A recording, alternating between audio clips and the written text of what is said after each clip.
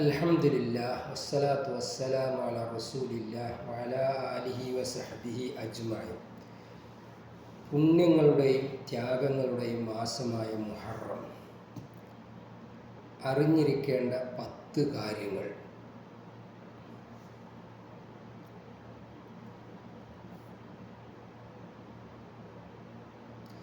അള്ളാഹുവിൻ്റെ മാസമായ മുഹറം ഇസ്ലാമിക കലണ്ടറിലെ ആദ്യ മാസമാണ്. ഈ മാസം ഇസ്ലാമിക ചരിത്രത്തിലും വിശ്വാസത്തിലും വളരെ പ്രധാനപ്പെട്ട സ്ഥാനമാണ് വഹിക്കുന്നത്. മുഹറമിൻ്റെ പവിത്രതയും പ്രാധാന്യവും ഖുർആനിലും പ്രവാചക വചനങ്ങളിലും പരന്നു കിടക്കുന്നുണ്ട്.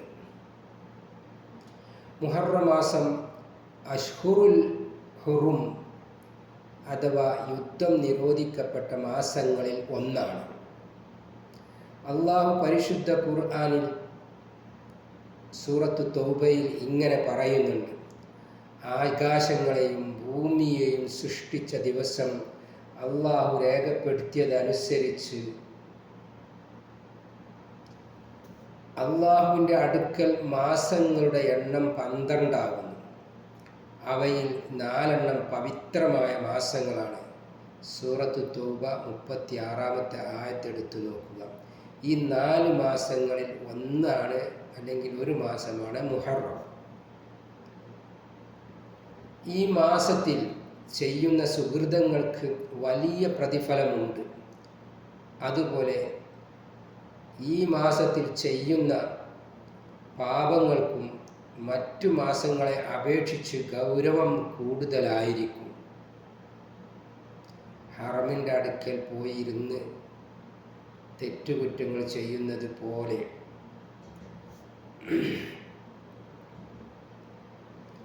മുഹറം മാസത്തിലെ നോമ്പിന് വലിയ പ്രാധാന്യമുണ്ട്. നബി സല്ലല്ലാഹു അലൈഹി വസല്ലമ പറഞ്ഞു, റമദാനിന് ശേഷമുള്ള ഏറ്റവും ശ്രേഷ്ഠമായ നോമ്പ് അള്ളാഹുവിൻ്റെ മാസമായ മുഹറത്തിലാണ്, അഥവാ മുഹറത്തിലെ നോമ്പാകുന്നു. മുസ്ലിം ഉദ്ധരിച്ച ഹദീസാണിത്. പ്രത്യേകിച്ച് മുഹറം 9-ലെയും 10-ലെയും നോമ്പുകൾക്ക് വളരെയേറെ പുണ്യമുണ്ട്. ആശൂറാ നോമ്പ് എന്നാണ് ഇത് അറിയപ്പെടുന്നത്. മുഹറം 10-ലെ നോമ്പ് അഥവാ ആശൂറാ. അപ്പോൾ മുഹറം 10-ലെ നോമ്പാണ് ഏറ്റവും പുണ്യകരമായിട്ടുള്ളത്. ഇൻഷാ അല്ലാഹ് വിശദീകരണം വരുന്നതാണ്. മൂസാ നബി അലൈഹിസ്സലാമയെയും ഇസ്രായേൽ സമൂഹത്തെയും ഫിർഔനിൻ്റെ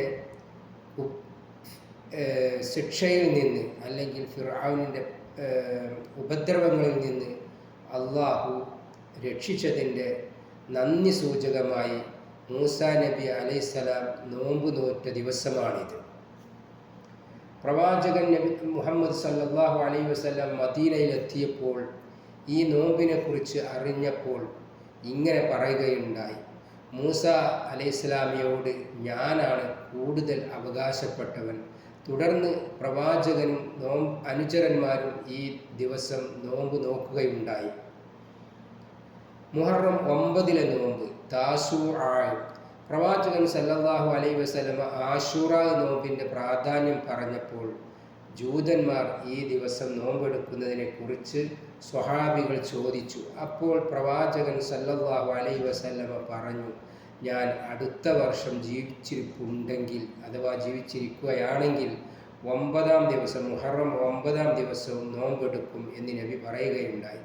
ഇതിലൂടെ ജൂതന്മാരുമായി വ്യത്യസ്തനാകാൻ പ്രവാചകൻ സല്ലല്ലാഹു അലൈഹി വസല്ലമ ആഗ്രഹിച്ചു. നബി എല്ലാ കാര്യങ്ങളിലും മറ്റുള്ളവരിൽ നിന്ന് വ്യതിരിക്തമായിരിക്കുവാൻ നബി ആഗ്രഹിച്ചിട്ടുണ്ട്. അങ്ങനെയാണ് താടിയുടെ കാര്യമൊക്കെ വരുന്നത്. താടി വടിക്കൽ ഒക്കെ അതിൻ്റെയൊക്കെ പോകുമ്പോൾ വിഷയം കൂടിപ്പോകും.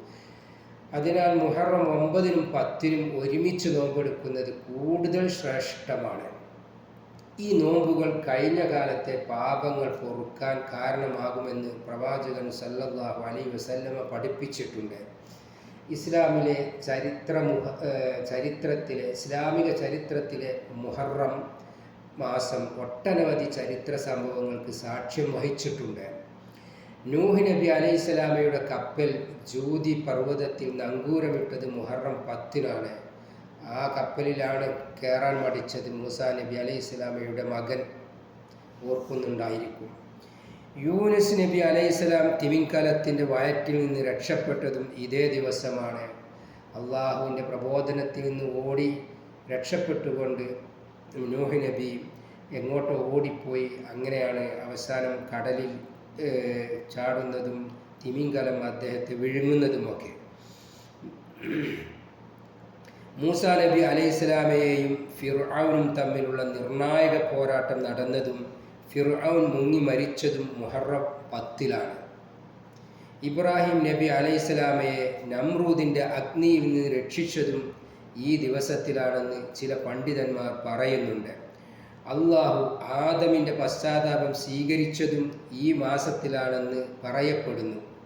ചുരുക്കത്തിൽ ഈ സംഭവങ്ങളെല്ലാം മുഹറം മാസത്തിന് കൂടുതൽ പവിത്രതയും പരിശുദ്ധിയും നൽകുന്നു എന്നാണ് മനസ്സിലാക്കേണ്ടത്.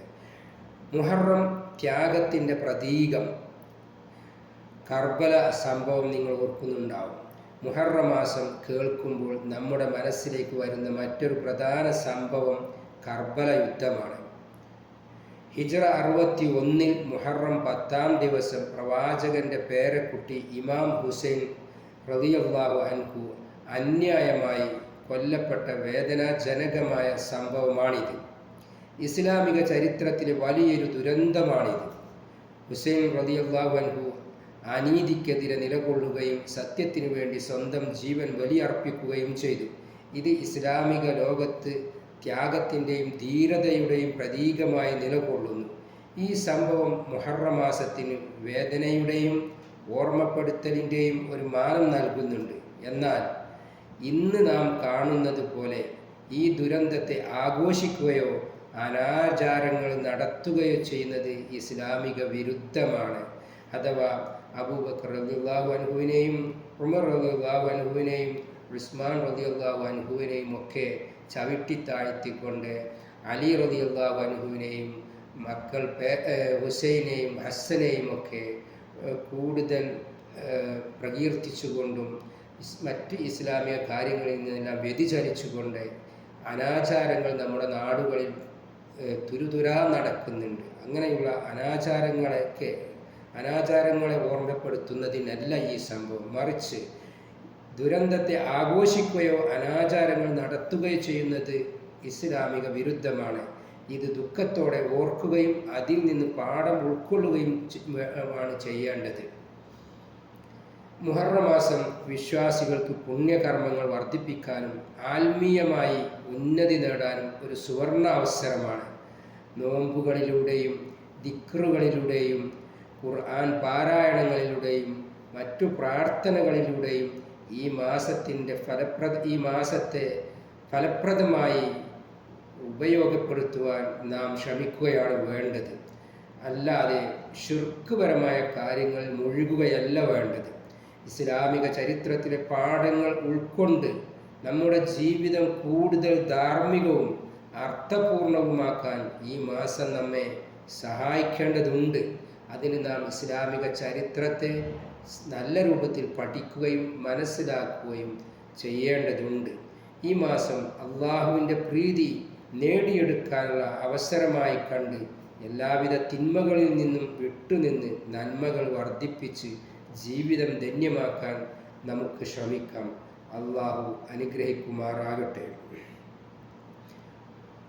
മുഹറം മാസത്തെക്കുറിച്ച് കൂടുതൽ വ്യക്തമായ ധാരണ നൽകാനും അതിൻ്റെ പ്രാധാന്യം മനസ്സിലാക്കാനും നിങ്ങളെ ഈ വിവരണം സഹായിക്കുമെന്ന് ഞാൻ ആശിക്കുന്നു.